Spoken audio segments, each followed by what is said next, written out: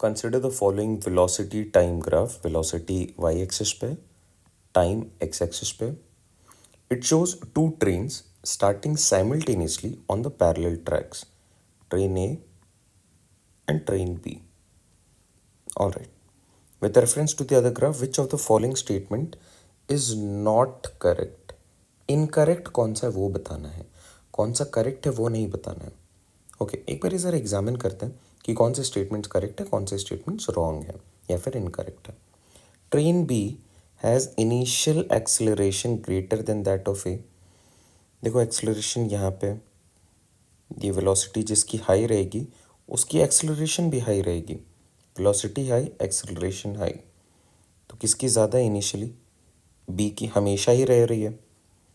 B की जो velocity है वो हमेशा ज़्यादा है ए से, किसी भी पॉइंट पे आप टेस्ट कर लो. B is at a greater velocity. तो ये करेक्ट स्टेटमेंट है.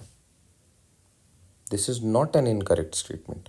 Train B is faster than train A at all times. Yes. Both trains have the same velocity at time T O. ये रहा time T ओ.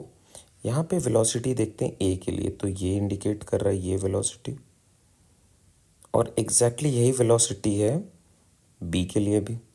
तो eight point T O दोनों की velocity same है. All three are correct. तो obvious सी बात है ये वाला इनकरेक्ट होगा. तो this is my correct answer because this is incorrect.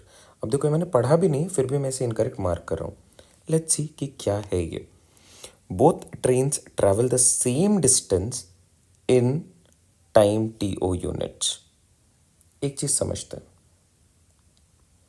ये जो टाइम है, लेट्स से ये 5 आवर्स हो सकता है, 6 आवर्स हो सकता है, 7 आवर्स हो सकता है, 7 मिनट, कुछ भी हो सकता है, एनी पर्टिकुलर टाइम. समझने के लिए लेट्स कीप इट 5 आवर्स. एक वैल्यू रहेगा तो आपको समझ में आएगा. ओके, ट्रेन 0 आवर पे स्टार्ट हो रही है.